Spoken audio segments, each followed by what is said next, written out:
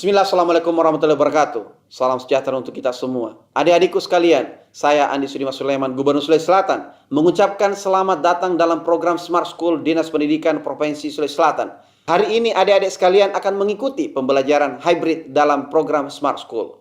Aplikasi Smart School adalah sebuah pendekatan dengan tetap mengedepankan sebuah pendidikan dengan digital approaching, untuk kemudian mengedepankan kualitas dan mutu pendidikan yang diterima siswa secara seragam di seluruh wilayah Sulawesi Selatan, termasuk di pelosok-pelosok. Program ini bukan hanya memberikan kepada adik-adik sekalian pengalaman belajar yang baru, namun juga memberikan fasilitas kebutuhan dengan fitur bermanfaat seperti rekaman video pembelajaran yang dapat diulang, trik-trik penyelesaian soal, ujian-ujian, serta sarana konsultasi pembelajaran dari guru-guru terbaik di Sulawesi Selatan. Sering-sering mengakses aplikasi Smart School melalui gawai yang adik-adik sekalian miliki di setiap kesempatan yang dimiliki. Untuk seluruh adik-adikku sekalian yang saya cintai, saya banggakan, selamat belajar dan semoga ilmu yang didapatkan bermanfaat untuk menambah pengetahuan pendidikan adik-adik sekalian. Salam kita pada salam. Assalamualaikum warahmatullahi wabarakatuh. Salam sejahtera untuk kita semua.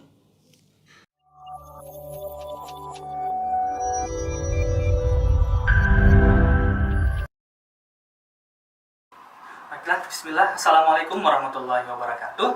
Selamat siang, apa kabar tak semua? Jadi hari ini kita akan mempelajari pelajaran yang cenderung baru untuk kita semua pelajari hari ini, yaitu logika matematika khususnya yang berkaitan dengan skolastik atau penalaran umum. Jadi dalam 60 menit ke depan, saya Ariel Furkan Aswar, SSI, akan menemani adik-adik semua untuk mempelajari materi tentang penalaran umum ini.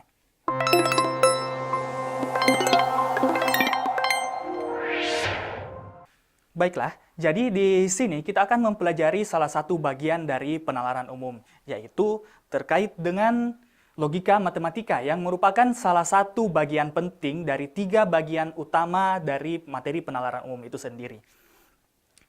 Nah, jadi tujuannya kita untuk pembelajaran kali ini yaitu untuk mengetahui apa-apa saja operasi logika matematika yang akan kita gunakan nanti ketika kita mempelajari materi penalaran umum ini, khususnya terkait dengan apa-apa yang sering keluar dalam soal, yang telah keluar dalam soal beberapa tahun terakhir, khususnya dalam materi penalaran umum, serta penerapannya dalam soal-soal bacaan. Nah, kenapa kita berfokus kepada soal-soal bacaan? Sebab penalaran umum itu sebenarnya terbagi 2 secara kasar. Yang pertama ada soal bacaan, dan yang kedua ada soal hitungan.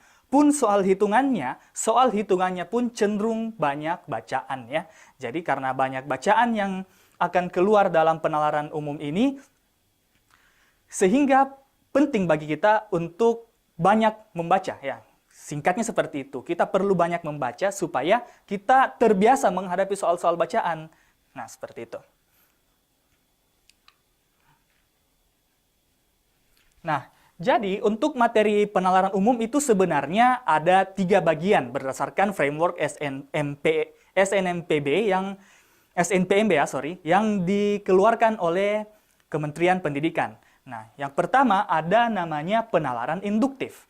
Nah, apa itu penalaran induktif? Nah, berdasarkan framework SNPMB, penalaran induktif itu adalah kemampuan untuk mengamati fakta atau kejadian untuk menemukan prinsip atau aturan yang mendasarinya. Maksudnya bagaimana? Nah, maksudnya adalah kita diberikan suatu kasus, kita diberikan suatu bacaan, kita diberikan suatu fenomena, kita diberikan sebuah tren misalnya, kemudian dari apa yang diberikan tersebut, dari apa tren yang diberikan tersebut, dari apa grafik misalnya yang diberikan, apa bacaan yang diberikan, apa situasi yang diberikan, kita diminta untuk menentukan apa-apa saja atau aturan-aturan apa saja yang dapat mendasari kejadian tersebut atau tren tersebut. Nah, jadi jangan heran kalau misalnya di soal penalaran induktif ini akan ada banyak soal-soal berupa bacaan dan berupa grafik ya. Nah, jadi di penalaran induktif ini akan ada bacaan yang mungkin saja bacaannya bisa panjang, bisa saja pendek, bisa saja panjang sekali, tapi tidak mungkin pendek sekali ya. Nah, jadi bacaannya ini bacaan yang panjang. Nah, waktunya ini ya, seperti yang dikemukakan di framework tadi, yaitu 10 menit untuk 10 soal. Ya. Nah, jadi ada 10 soal kurang lebih untuk penalaran induktif, dan waktunya adalah 10 menit. Jadi, 1 menit 1 soal ya. Jadi, di penalaran umum ini, selain kita perlu cepat, kita juga perlu tepat. Nah, selanjutnya adalah penalaran deduktif. Apa itu penalaran deduktif? Nah, penalaran deduktif itu adalah kemampuan seseorang untuk bernalar secara logis dengan menggunakan premis dan prinsip yang telah diketahui sebelumnya. Nah, perbedaan dari penalaran induktif dan penalaran deduktif ini adalah kalau penalaran deduktif ini punya aturan.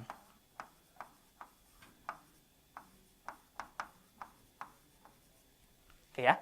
Nah, jadi penalaran deduktif itu ada aturan-aturan yang mendasarinya. Ada prinsip-prinsipnya. Kalau kita mau bahasa matematika kan berarti ada rumusnya kurang lebih. Tapi rumusnya mungkin ya bukan rumus yang kalau kita lihat di matematika yang seperti ini. Tidak seperti ini rumusnya ketika kita ingin mengerjakan soal terkait dengan penalaran deduktif, ya tidak. Bukan rumus-rumus yang seperti ini, tapi kita khususnya akan menggunakan logika matematika. Oleh karenanya, pada pertemuan kali ini, kita akan lebih cenderung membahas tentang dasar-dasar dari penalaran deduktif, yaitu logika matematika. Namanya saja matematika, tapi belum tentu isinya adalah angka-angka. Jadi hati-hati ya, belum tentu isinya adalah angka-angka. Mentang-mentang namanya matematika, bukan berarti isinya angka-angka semua.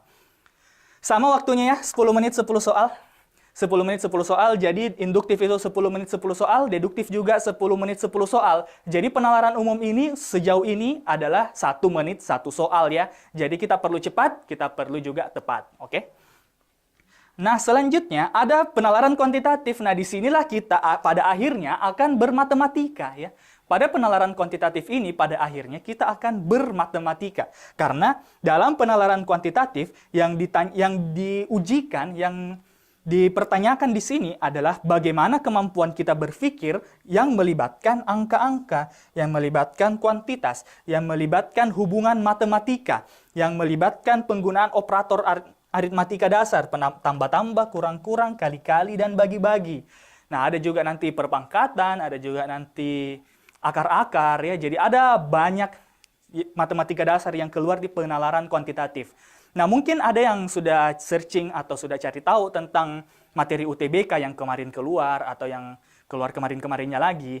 Nah, penalaran kuantitatif ini berbeda dengan ada namanya subtes pengetahuan kuantitatif. Jadi itu berbeda.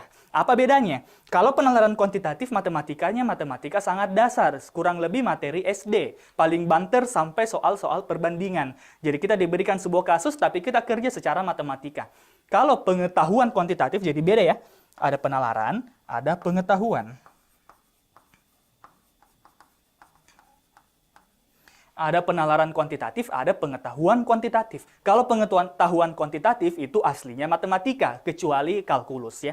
Nah, jadi itu perbedaan antara penalaran kuantitatif dan pengetahuan kuantitatif. Di penalaran umum ini, kita akan bekerja tentang terkait dengan penalaran kuantitatif. Jadi soal-soalnya nanti bukan soal-soal yang terlalu matematika yang sangat advance ya, bukan. Tapi soal-soal tentang perbandingan, tambah-tambah, kali-kali, operator sederhana, operasi sederhana, misalnya seperti ini ya.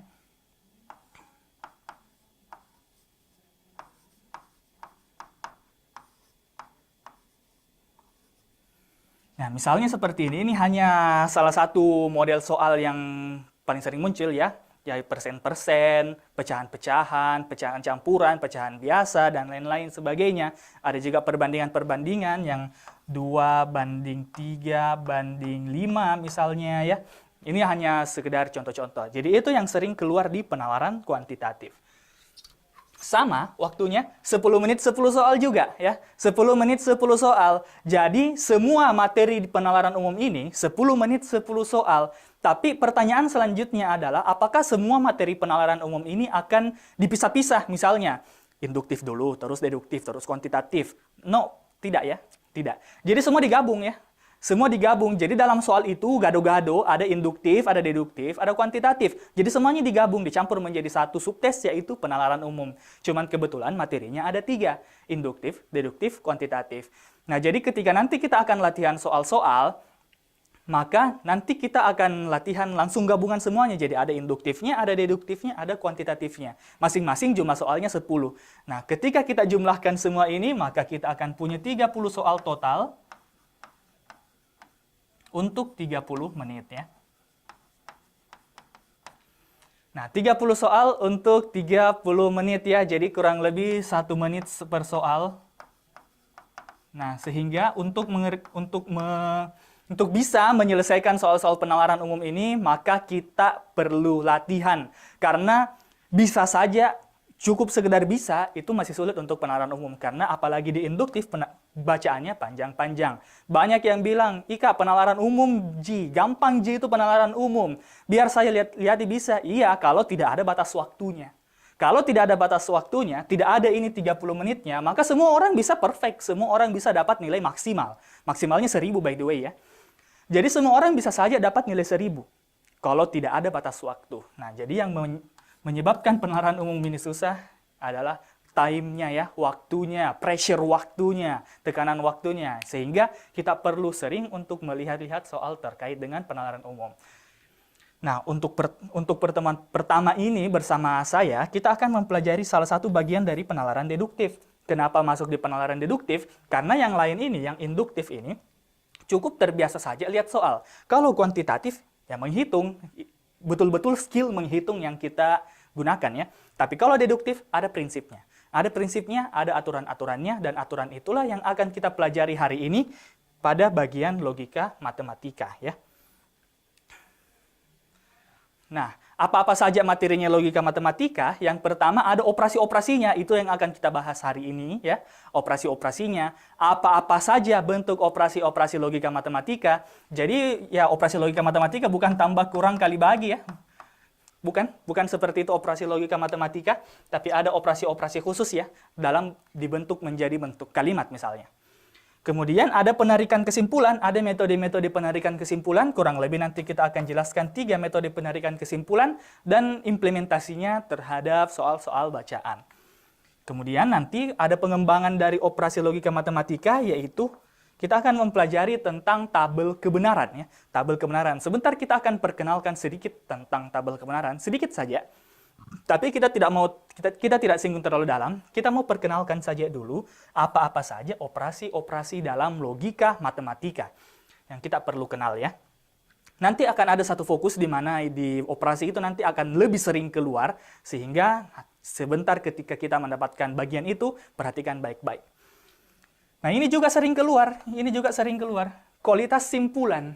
Kualitas simpulan, apakah simpulan yang diberikan itu adalah simpulan yang misalnya ada simpulan yang benar. Ya, jangan begini. A, benar. Simpulan di bawah ini, A, benar. B, mungkin benar. Wow, apa lagi ini?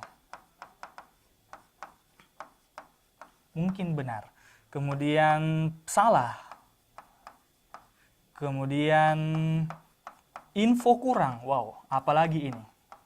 Informasi yang diberikan belum cukup untuk menarik kesimpulan misalnya. Kemudian ada lagi yang terakhir, simpulan tidak relevan. Simpulan tidak relevan. Nah, jadi biasanya untuk soal untuk kualitas simpulan ini, biasanya ada ini opsinya seperti ini. Apakah simpulannya itu benar? Mungkin benar. Apa bedanya benar dengan mungkin benar? Apa bedanya salah, info kurang dengan simpulan tidak relevan? Jadi ada semua perbedaannya. Nanti kita akan pelajari di bagian yang ketiga, yaitu tabel kebenaran dan kualitas simpulan. Karena ada hubungannya juga dengan tabel kebenaran ya. Tapi sebelum kita mempelajari tentang tabel kebenaran dan penarikan kesimpulan, kita perlu kenalan dulu ya. Kita perlu kenalan dulu dengan operasi-operasi apa saja sih yang kita gunakan dalam logika matematika. Apa saja bentuk-bentuk operasinya. Oke ya. Now that we are ready, kita sudah intro sedikit untuk penalaran umum. Jadi nanti pertemuan-pertemuan selanjutnya, tinggal kita refreshing saja apa saja itu penalaran umum sambil kita jalan materinya ya. Nah, jadi yang pertama kita akan mempelajari tentang operasi-operasi dalam logika matematika. Apa-apa saja operasinya tersebut. Nah, jadi dalam logika matematika, kita akan membuat pernyataan-pernyataan ya. Kita punya pernyataan-pernyataan. Jadi belum tentu pernyataan matematika, bisa saja pernyataan yang melibatkan kehidupan kita sehari-hari. Misalnya ya, ada orang namanya Kirara ya. Misalnya ada orang namanya Kirara pergi ke pasar. Itu adalah sebuah pernyataan. Istilahnya kita katakan sebuah premis ya. Istilahnya kita katakan ini semua Kirara pergi ke pasar, Kirara membeli sayur, itu adalah sebuah premis misalnya ya. Ini adalah premis pertama, ini adalah premis kedua. Nah, jadi premis pertama adalah Kirara pergi ke pasar, premis kedua adalah Kirara membeli sayur. Nah, kita simbolkan dengan menggunakan simbol-simbol alfabet ya. Jadi kita bisa pakai P, bisa pakai Q, bisa juga pakai huruf-huruf apapun yang kalian mau ya. Bisa menggunakan huruf apapun yang kalian mau. Mau pakai A, B juga bisa, mau pakai X, Y juga bisa, sembarang ya. Tapi untuk pertemuan kali ini kita pakai P dan Q ya. Kita pakai P dan Q. Nah, jadi P itu adalah Kirara pergi ke pasar, kemudian Q itu adalah Kirara membeli sayur. Nah, pernyataan ini bisa kita ganti loh, bisa kita ganti, bisa saja kita ganti-ganti dengan apapun yang kalian mau. Misalnya, P-nya adalah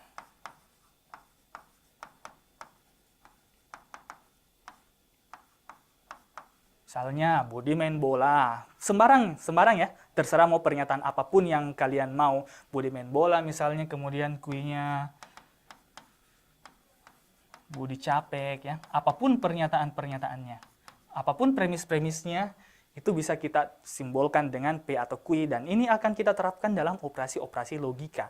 Apa saja operasi logika itu? Yang pertama adalah negasi. Ya. Yang pertama, operasi pertama adalah negasi.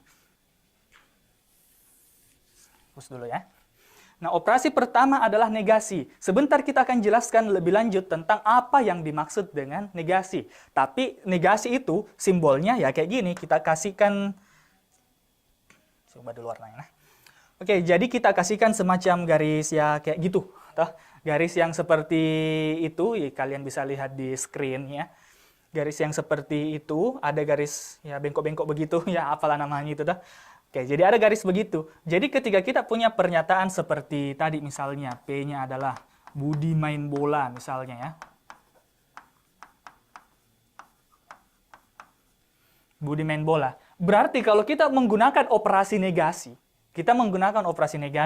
berarti negasi P-nya itu adalah Budi tidak main bola.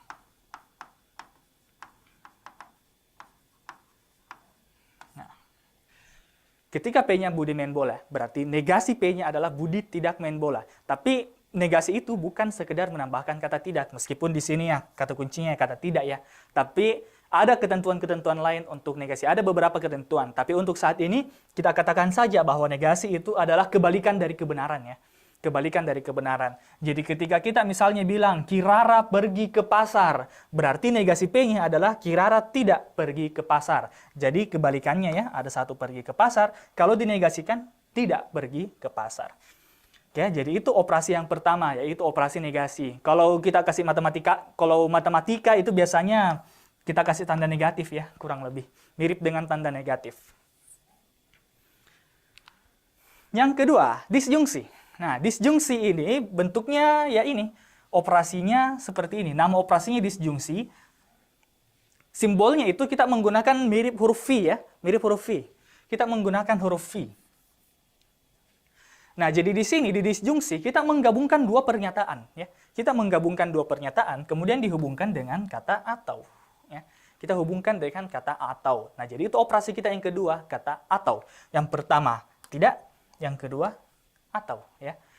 Nah, jadi kita gabungkan antara pernyataan P dan pernyataan Q, kita kasih tanda atau.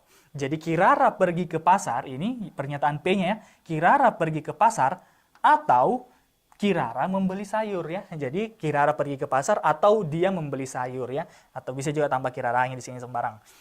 Nah, jadi kata atau itu juga termasuk salah satu operasi dalam logika matematika.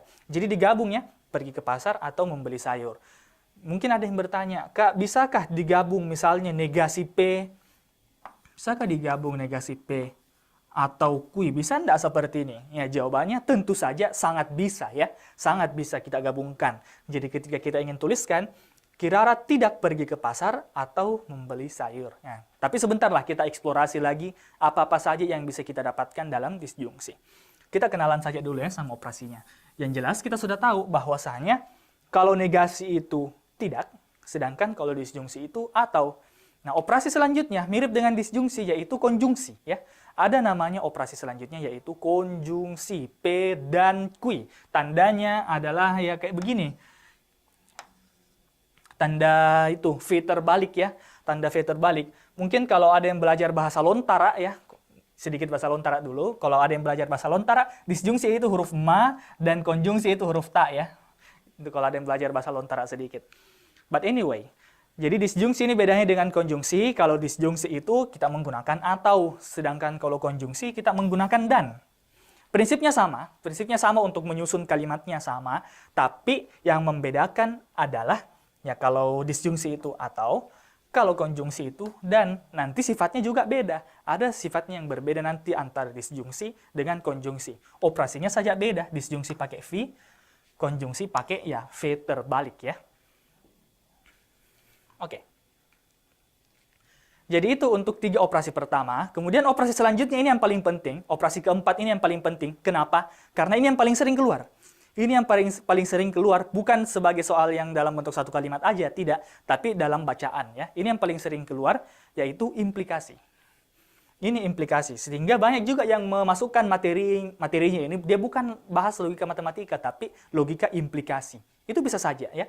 Kenapa? Karena memang sangat banyak pernyataan implikasi yang akan kita dapatkan nanti ketika kita melakukan atau mengerjakan soal-soal penalaran umum. Simbolnya ini.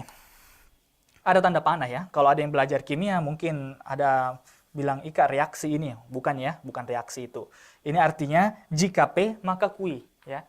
Jika P maka Q. Jika P-nya ini adalah Kirara pergi ke pasar. Jadi jika Kirara pergi ke pasar, P-nya tadi ini kan ya. Ingat tadi yang mana P-nya nah?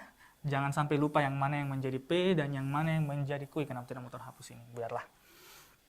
Oke, jadi ingat. Jadi P maka Q itu artinya jika Kirara pergi ke pasar, maka ia membeli sayur. Nah, jadi jika P, jadi ini tadi adalah pernyataan P atau premis P atau pernyataan P saja kita katakan, maka ia membeli sayur. Ini adalah Q. Nah, sehingga kalau kita tulis bentuk operasi matematikanya itu P maka Q. Nah, jadi ini operasi yang keempat, yang paling sering keluar. Ya, sering sekali keluar dalam penalaran umum ini implikasi. Nanti kita akan juga lihat banyak rupa-rupanya implikasi ya, banyak rupa-rupanya. Bahkan nanti kalau sudah pertemuan-pertemuan selanjutnya, kita akan bahas ekuivalensinya. Apa bentuk lainnya dari implikasi dari segi persamaannya. Tapi nanti. Ini saja dulu kita tahu bahwa P maka Q itu artinya jika maka ya. Jika P maka Q ya. Jika P maka Q. Jika P maka Q. Kak, bagaimana kalau Q maka P? Bisa tidak? Ya, bisa. Bisa saja Q maka P. Jika Kirara membeli sayur, maka Kirara pergi ke pasar. Bisa saja. Tapi ingat, ini Q maka P itu beda artinya dengan P maka Q. Sebentar kita akan bahas ya. Sebentar kita akan bahas bahwasanya Q maka P itu tidak sama dengan P maka Q. Itu artinya berbeda ya.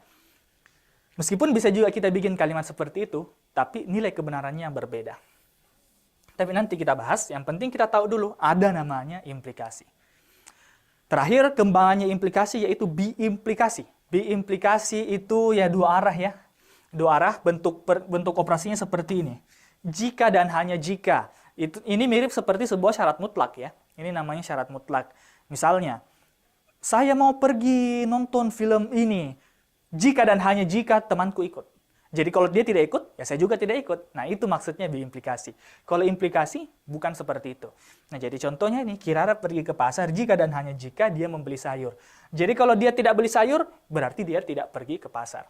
Tapi biimplikasi ini agak jarang keluar ya, agak jarang kita lihat soal-soalnya. Yang paling sering ini implikasi.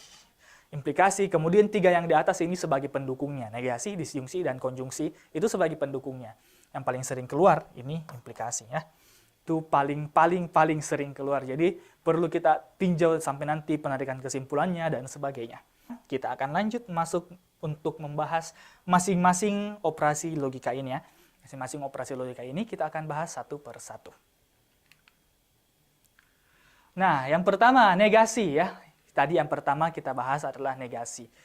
Jadi apa itu negasi? Adalah ingkaran. Negasi itu adalah ingkaran, jadi lawan ya. Lawan dari sebuah pernyataan itu adalah negasi. Maksudnya bagaimana? Maksudnya bagaimana lawan dari sebuah pernyataan? Nah, jadi jika taruhlah kita punya pernyataan, misalnya saya bikin pernyataannya ini, Budi makan gado-gado, misalnya tuh, Budi makan gado-gado. Berarti ketika kita ingin buat negasinya, ya cukuplah dengan menambahkan kata tidak. Berarti satunya Budi makan gado-gado, satunya Budi tidak makan gado-gado. Maksudnya apa? Mengingkari pernyataan atau menjadi sebuah ingkaran atau menjadi lawan dari sebuah pernyataan itu adalah membalik pernyataannya, ya. Itu artinya membalik pernyataannya. Jadi jika sebuah pernyataan bernilai benar, ya. Jika sebuah pernyataan bernilai benar, anggaplah misalnya ada orang namanya Budi dilihat di depan situ makan gado-gado. Berarti pernyataan itu benar. Nah, ingkarannya itu adalah ya lawan dari apa yang terjadi tersebut, lawan dari kejadiannya. Jadi jika kita punya kejadian yang bernilai benar, maka lawannya tentu saja salah, ya. Jadi jika Budi makan gado-gado, maka kalau kita lihat Budi makan gado-gado, jadi ketika kita bilang bahwa Budi tidak makan gado-gado, berarti itu adalah pernyataan yang salah, ya. Ini namanya tabel kebenaran, ya, by the way. Kita perkenalkan sedikit. Jadi tabel-tabel yang nanti di samping ini namanya adalah tabel kebenaran, ya. Ini namanya tabel kebenaran. Jadi kalau misalnya pernyataan P-nya benar, berarti lawannya atau negasinya itu akan menjadi salah. Sebaliknya, jika sebuah pernyataan salah, berarti lawannya adalah benar. Contoh.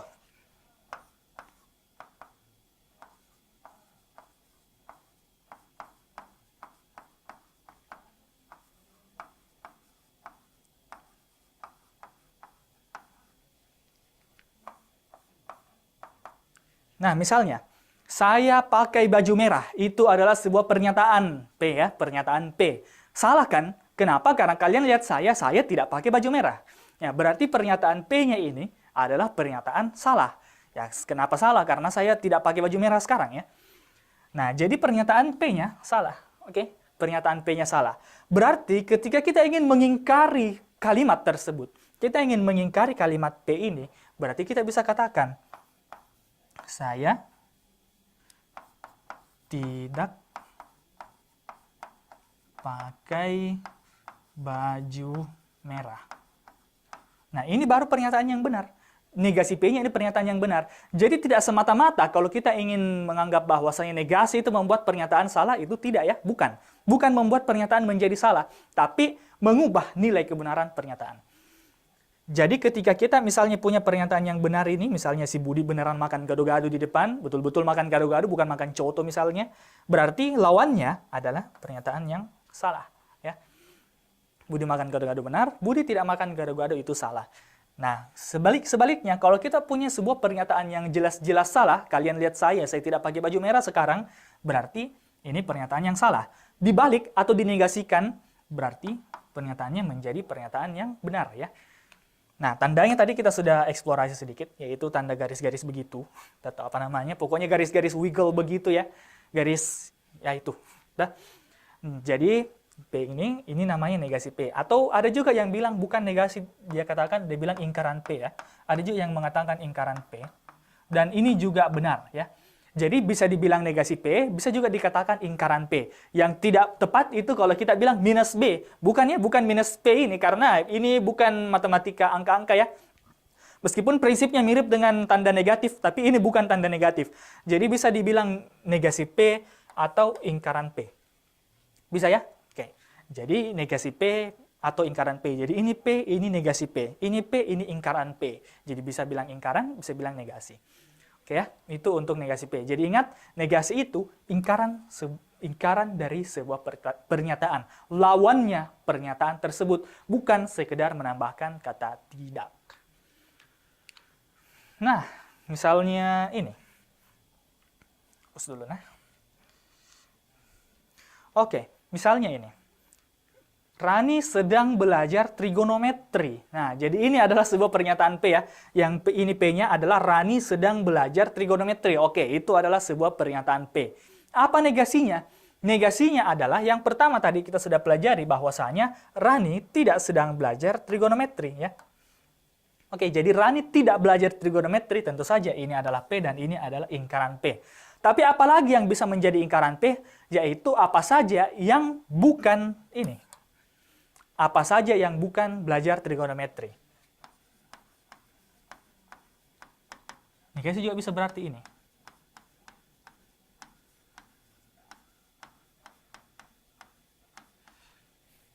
Apapun yang bukan P. Jadi ketika kita misalnya katakan Rani sedang belajar trigonometri, itu P-nya. Berarti ketika dia belajar fisika kuantum, ini materi lain kan, bukan trigonometri itu kan. Ya ada trigonometri yang dikit, but anyway. Nah, dia belajar fisika kuantum, bukan belajar trigonometri. Nah, karena ini bukan trigonometri, maka dia juga termasuk negasi P. Oke ya? Nah, jadi ada banyak bentuk negasi P. Jadi apapun yang bukan belajar trigonometri itu adalah negasi dari P tadi. Ya. Oke, jadi Rani belajar fisika kuantum itu adalah bukan trigonometri. Jadi termasuk juga negasi P. Tapi ketika kita ingin menarik kesimpulan misalnya, langsung saja bilang negasi P adalah Rani tidak sedang belajar trigonometri. Ini hanya sekedar eksplorasi kemungkinan-kemungkinan yang bisa terjadi ya. Bisa saya dituliskan seperti itu dalam bacaan. Tapi ketika kita ingin menarik suatu kesimpulan, kita progres nanti, ya kita fokus saja pada yang ini. Rani sedang menonton film. Nah, ini juga adalah negasi P ya. Itu juga adalah negasi P. Kenapa negasi P? Karena dia nonton film, dia tidak belajar. Dia nonton film, dia tidak belajar. Berarti karena tidak belajar, berarti tidak P ya, tidak P atau negasi P atau ingkaran P. Nah, oke, jadi kasusnya yang terakhir ini sama dengan kasusnya tadi yang ketiga ya, yang fisika kuantum dengan nonton film. Intinya tidak belajar trigonometri. Oke, jadi itu berbagai pengembangan lain dari kalimat negasi. Nah, ini tadi kasusnya mirip dengan kasus yang di sebelah tadi. Amira tidak membeli buku tulis. Jadi ketika kita punya seseorang bernama Amira yang kenyataannya dia tidak membeli buku tulis, jadi ini anggaplah pernyataan yang ada kata tidaknya. Toh, ada kata tidaknya. Ketika kita ingin negasikan pernyataan ini, maka kata tidaknya akan hilang. Mirip kasusnya dengan kalau misalnya kita punya negatif 2 misalnya. Mirip kasusnya, bukan sama tapi mirip. Kita punya negatif 2, kemudian kita negatifkan lagi negatif 2, itu kan sama dengan 2 kan? Sama dengan positif 2. Nah, mirip kasusnya dengan ini, Amira tidak membeli buku tulis, jadi ketika kita katakan Amira tidak membeli buku tulis sebagai kui, maka ingkarannya atau lawan kejadiannya adalah Amira membeli buku tulis. Jadi kata tidaknya ini hilang ya. Kata tidaknya hilang. Jadi negasi dari negasi adalah kalimat itu sendiri. Jadi misalnya kita tulis negasi kui misalnya, kemudian kita negasikan negasi kui itu, maka akan menjadi kui. Oke ya? Jadi kasusnya yang kedua ini seperti itu.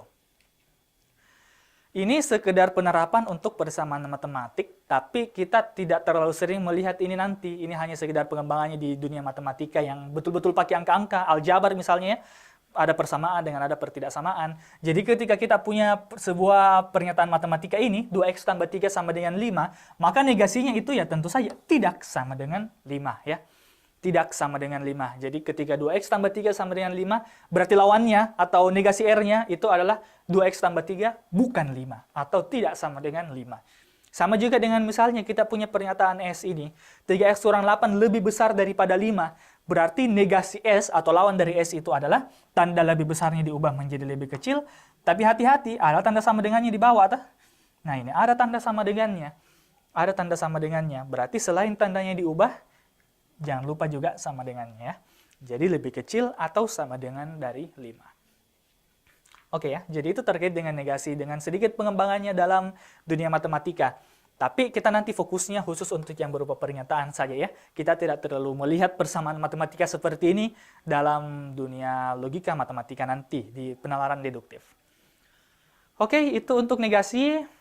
Next, kita masuk di yang kedua yang mungkin juga lumayan sering kita lihat nanti, yaitu disjungsi ya. Kita punya disjungsi, operasi logika yang bernilai benar apabila ada pernyataan yang bernilai benar. Jadi setidaknya salah satunya benar, itu namanya adalah disjungsi. Dilambangkan dengan ini. Tadi kita sudah bahas bagaimana lambangnya, yaitu seperti huruf V ya, huruf V. Nah, bentuk pernyataannya seperti ini. Jika kita punya P misalnya Daeng minum kopi, kemudian Q-nya Daeng minum teh, maka P atau Q-nya adalah minum kopi atau minum teh ya. Jadi ini penanda operatornya untuk disjungsi. Jadi ketika kita lihat atau berarti ya disjungsi itu ya. P atau Q artinya minum kopi atau minum teh. Nah disjungsi itu tabel kebenarannya seperti ini. Jadi lihat tadi definisinya. Definisinya adalah benar apabila ada pernyataan yang benar. Jadi ketika salah satunya saja minimal ada yang benar, berarti pernyataan itu disjungsinya bernilai benar. Makanya yang di atas ini ketika dua-duanya benar, P-nya benar, ya benaran minum kopi dan dia minum teh, Ketika benar dua-duanya, maka tentu saja akan bernilai benar. Nanti kita akan bahas lebih lanjut tentang tabel kebenarannya ini. Kemudian misalnya salah satunya benar, P-nya saja yang benar, ya berarti benar. Karena ada yang benar ya, meskipun Q-nya salah. Meskipun Q-nya salah, tapi karena ada yang benar, ya ada yang benar, P-nya benar ya, berarti pernyataan itu bernilai benar. Kemudian Q-nya benar. Ada benar kan? Ada benar. Berarti pernyataannya bernilai benar. Nah, kalau tidak ada yang benar, baru pernyataannya bernilai salah. Tapi nanti kita akan bahas lebih lanjut tentang operasi tabel kebenarannya. Kita fokus saja sama bagaimana bentuk-bentuk pernyataan yang biasa kita lihat dalam disjungsi. Misalnya itu. Jadi ingat tadi disjungsi itu adalah atau ya. Disjungsi itu adalah atau. Jadi kita punya dua pernyataan di atas ini. Ada P-nya itu. P-nya misalnya Adibah menggoreng ayam. Dan Q-nya adalah Adibah menggoreng ikan. Nah, sekarang bagaimana kira-kira bentuk P atau Q-nya? Oke, jadi yang sudah kerja ini, apa kira-kira bentuknya itu P atau Q? Kalau jawaban kalian sama dengan ini, berarti jawaban kalian benar. Ya. Adibah menggoreng ayam atau ikan. Ya. Menggoreng ayam atau menggoreng ikan juga bisa. Adibah menggoreng ayam atau Adibah menggoreng ikan. Ya. Oke, jadi betul dari SMA Negeri 8 Bone. Adibah menggoreng ayam atau ikan ya. Nice. Betul. Yeay. Benar. Oke, jadi itu untuk disjungsi yang pertama. Next. Negasi P atau Q. Lagi, saya berikan waktu. Negasi P atau Q. Oke, SMA 2 Bone. Adibah tidak menggoreng ayam atau menggoreng ikan. Oke, SMA 1 Bone. Oke, nice ya. Tidak menggoreng ayam atau menggoreng ikan ya. Oke, tidak menggoreng ayam atau menggoreng ikan. Karena P-nya dalam bentuk negasi ya. P-nya dalam bentuk ingkaran. Oke, nice. Lanjut. P atau negasi Q. Adibah menggoreng ayam atau tidak menggoreng ikan. Oke, betul sekali. Dari kelas 12 MIPA 3 SMA Negeri 1 Bone. Oke. Jadi ya, Q-nya dalam bentuk negasi. Adibah menggoreng ayam. Jadi P-nya benar. Q-nya negasi ya. Q-nya negasi atau tidak menggoreng ikan. Next lagi. Coba, negasi P atau negasi Q? Oke, betul sekali. SMA 1 Pangkep kelas IPS 3. Oke, jadi Adibah tidak menggoreng ayam atau tidak menggoreng ikan. Karena dua-duanya dalam bentuk negasi. Oke, terakhir untuk disjungsi. Ya, negasi tapi pakai dalam kurung. Coba. Beda ya, beda ini beda. Hati-hati. Negasi P atau negasi Q itu beda dengan negasi dari P atau Q. Itu beda. Kira-kira bagaimana kalau dalam kurung? Hati-hati ya, hati-hati. Negasi dari P atau Q itu tidak sama dengan negasi P atau negasi Q. Tidak sama. Tidak sama, ya. Tidak sama. Nah, SMA Negeri 11 Pinrang mungkin pernah pelajari. Ini bisa diganti menjadi dan, tapi kita belum terlalu masuk di sini ya. Kita belum terlalu masuk. Oke lah, bisa kita pakai dalil Morgan ya namanya. Kita bisa pakai dalil Morgan, bisa pakai seperti ini. Bisa seperti ini. Tapi untuk saat ini, karena kita belum pelajari tentang dalil Morgan ini, kita belum pelajari tentang rumus ini, jadi kita kasih begini saja. Tidak benar bahwasanya Adibah menggoreng ayam atau menggoreng ikan. Jadi tidak benar bahwa kejadian ini terjadi. Oke? Tidak benar atau salah bahwasanya Adibah menggoreng ayam atau menggoreng ikan. Nah, jadi hati-hati ya, beda itu kalau dalam kurung, beda dengan kalau tidak pakai kurung. Ya. Oke, itu tadi tentang disjungsi. Sekarang lawannya, konjungsi. Jadi konjungsi tadi itu, kalau disjungsi tadi itu atau, kalau konjungsi itu dan. Tandanya ini ya V terbalik ya. Nah, bedanya kalau disjungsi dengan konjungsi, konjungsi itu salah kalau ada yang salah. Tadi disjungsi yang atau tadi itu benar kalau ada benar. Kalau ini salah kalau ada salah. Oke, jadi harus benar semua supaya benar. Tanda penghubungnya adalah dan. Jadi misalnya Kamil membeli roti, Kamil membeli biskuit. Kalau kita gabung dengan konjungsi, kita pakai dan. Membeli roti dan biskuit. Atau bisa juga Kamil membeli roti dan Kamil membeli biskuit ya. Tapi ya jangan sampai pemborosan kata. Oke, jadi tandanya kalau konjungsi itu kita menggunakan kata dan. Ya, oke ya, jadi kalau misalnya ada pernyataan yang salah, ada salah berarti nanti dia akan jadi salah. Ini untuk tabel kebenarannya ya. Tapi kita tidak terlalu fokus pada tabel kebenaran di sini, kita cuma fokus pada konstruksi persamaan atau kalimatnya. Misalnya ini ya, ini contoh saja, kita lewati saja ini. P. Ahmad pergi ke mall, Q. Ahmad pergi ke pantai. Jadi jika kita gabung itu dua di atas, berarti Ahmad pergi ke mall dan ke pantai ya. Jadi dia pergi ke mall dan pergi ke pantai. Kenapa pakai dan? Karena ini kita menggunakan kata konjungsi ya. Dan menggunakan konjungsi. Nah, selanjutnya bagaimana kalau bentuknya seperti ini? Negasi P dan Q berarti mirip dengan disjungsi tadi. Tidak pergi ke mall dan pergi ke pantai. Ingat, ininya pakai negasi ya. Karena kita menggunakan negasi P. Coba ini. P dan negasi Q, coba. Pergi ke mall dan tidak pergi ke pantai. Oke, betul ya. Jadi, pergi ke mall dan tidak pergi ke pantai. Karena Q-nya ini dalam bentuk negasi Q ya. Oke, sudah betul semua yang menjawab. Next, yang ini. Negasi P dan negasi Q. Bagaimana itu? Tidak pergi ke mall dan tidak pergi ke pantai. Oke, SMA 10 Makassar benar, SMA 1 Bone benar, SMA Negeri 2 Bone benar ya. Oke, tidak pergi ke mall dan tidak pergi ke pantai ya. Oke, karena dua-duanya dalam bentuk negasi. Sekali lagi, dalam kurung ini beda ya. Kalau kita menggunakan dalam kurung ini beda, jadi tidak sama antara negasi P dan negasi Q dengan dalam kurung negasi dalam kurung P dan Q. Jadi beda ya antara pernyataan yang keempat dengan pernyataan yang kelima. Untuk sekarang kita pakai ini saja dulu. Meskipun ada yang mungkin pakai dalil Morgan misalnya ya, yang bentuknya seperti ini.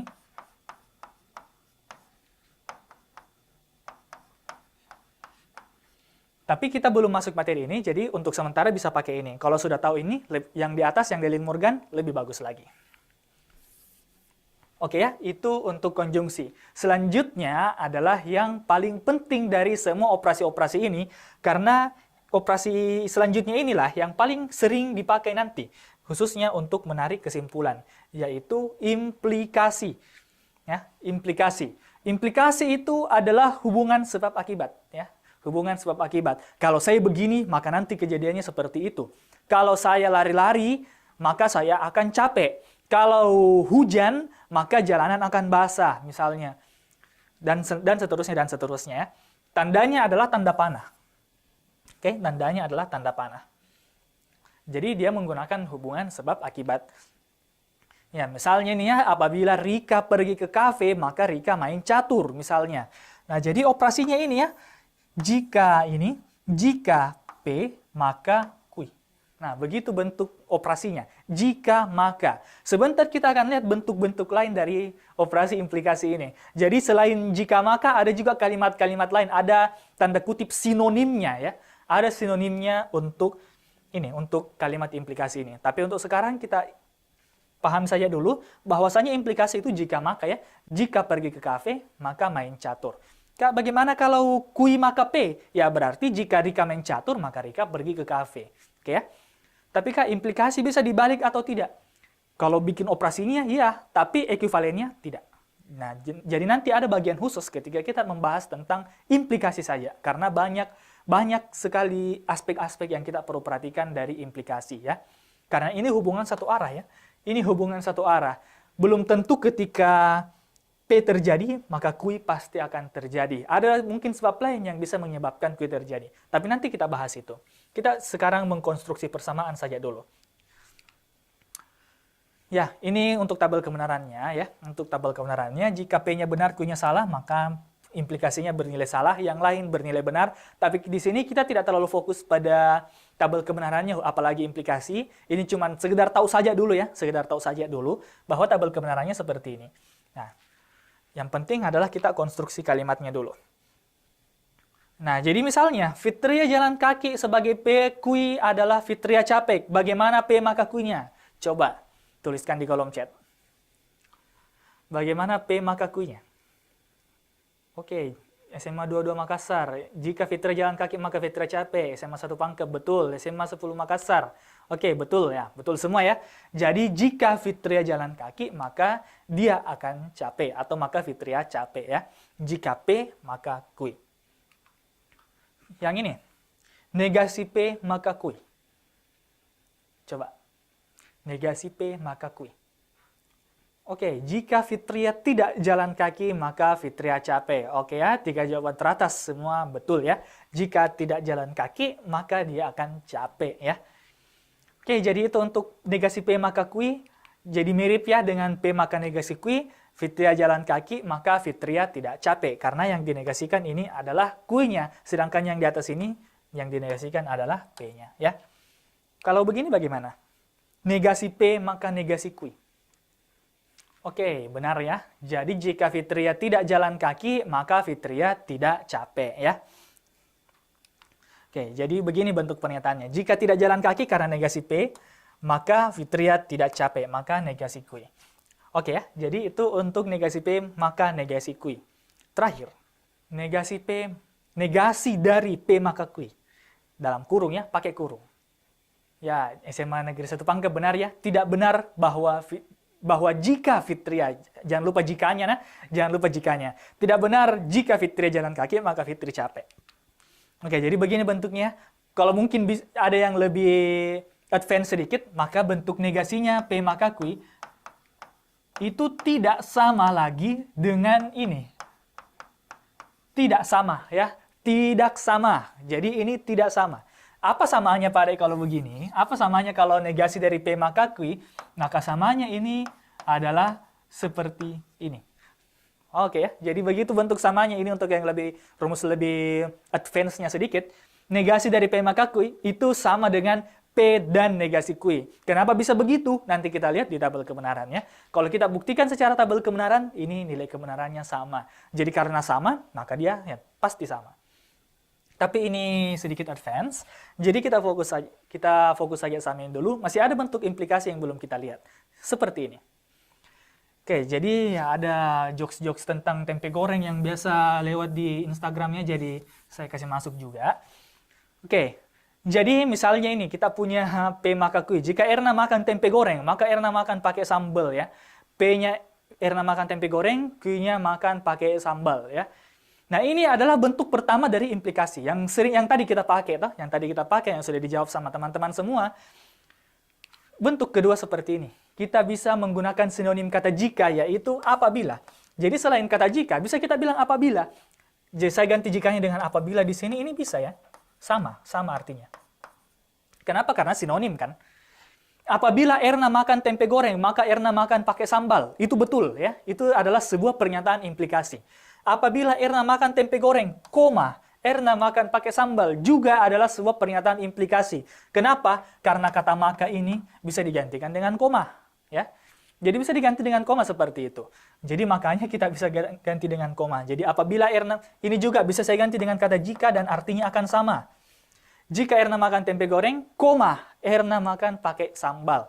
Jadi tetap ini adalah P, ini adalah Q, makanya diganti dengan koma ya. Makanya diganti dengan koma. Ini koma diganti dengan maka juga bisa ya. Oke, jadi ini bentuk kedua dari implikasi. Bisa kita ganti katanya jika dengan apabila, kita juga bisa ganti maka dengan koma ya. Kemudian yang ketiga, kita bisa pakai kata seandainya juga toh. Kita bisa pakai kata seandainya. Jadi kita punya tadi ada jika, apabila, seandainya, nanti juga mungkin akan ada ketika ya, ketika. Jadi semua ini merupakan sinonim-sinonim dari kata jika dalam implikasi ya. Jadi ketika Erna makan tempe goreng, ia makan pakai sambal ya. Jadi jika Erna makan tempe goreng, maka Erna makan pakai sambal. Semua itu sama artinya, P maka kui ya. Semua sama artinya, P implikasi kui. Satu bentuk lagi yang sebaiknya kita perlu hati-hati, apalagi kalau ketemu di dalam soal bacaan, bentuk yang terakhir, yang terbalik. Nah, jadi bentuknya ini terbalik. Erna makan pakai sambal, ini kan tadi pernyataan kui kan? Tadi pernyataan kui. Pernyataan yang kedua, makan pakai sambal. Apabilanya disimpan di tengah. Nah, jadi apabilanya atau jikanya itu disimpan di tengah. Nah, kalau misalnya apabilanya disimpan di tengah, berarti P-nya di belakang. Ya, hati-hati. Kalau misalnya kata apabila saya simpan di tengah sini, maka yang menjadi sebelah kirinya atau yang menjadi P-nya itu adalah yang di belakang. Beda dengan yang di atas tadi ini. P ini P-nya di kiri, Q-nya di kanan. Yang di bawah ini sebaliknya. Jadi kalau kata apabilanya ada di tengah seperti itu, maka P-nya di belakang. Ini paling banyak yang paling banyak yang sering tas salah istilahnya ya. Kenapa? Karena kata apabila yang disimpan di tengah. Jadi banyak yang tulis kui maka P. Salah ya. Bukan kui maka P, tapi P maka kui. Tetap P maka kui, tapi karena apabila yang di tengah, yang ini yang jadi P. Oke? Yang ini yang jadi P ya. Jadi tetap P maka kui. Cuman karena apabila ini ada di tengah, berarti ya bentuknya seperti ini ya. Apabila bisa diganti dengan kata seandainya, ada sinonim-sinonimnya tadi ini ya. Jadi kita lanjut ya. Oke. Ya untungnya sudah ada video delay-nya nanti nih, jadi bisa dilihat nanti coret-coretannya. Dan nanti filenya ini akan dikirimkan oleh kakak admin ya. Jadi nanti akan dikirimkan ya. Anyway.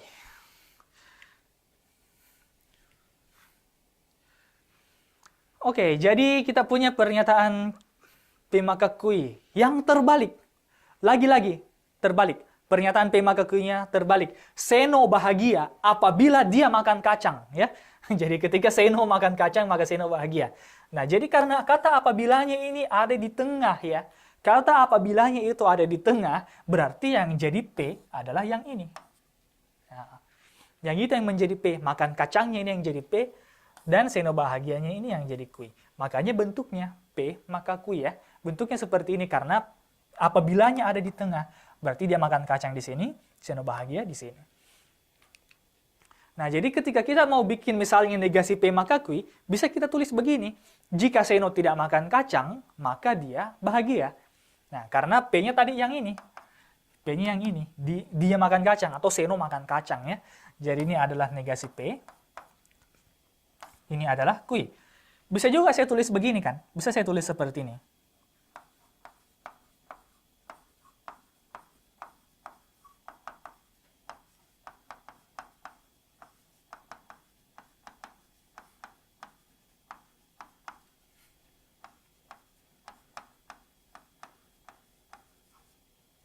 Bisa juga saya tulis seperti ini kan?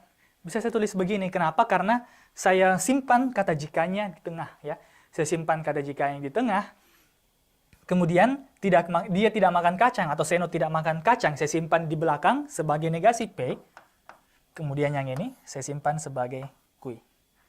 Nah, jadi bisa dituliskan seperti ini, ditulis seperti ini, dua-duanya benar ya. Dua-duanya benar 100% benar. Ya, ini atau ini. Tergantung nanti apa tulisannya di opsi-opsi pertanyaannya misalnya. Karena kan nanti PU itu pilihan ganda kan ya. UTBK itu pilihan ganda. Ada macam-macam juga, ada pilihan ganda kompleks juga, tapi umumnya ya dalam bentuk pilihan ganda. Jadi nanti tinggal dicocokin saja sama opsinya ya. Dalam bagaimana bentuknya, apakah pakai bentuk ini atau pakai bentuk yang di atas. Sama juga misalnya dengan P maka negasi kui-nya, hapus ini saja deh. Oke, sama dengan P maka negasi kui-nya, kemudian ini negasi P maka negasi kui, ya sama ya.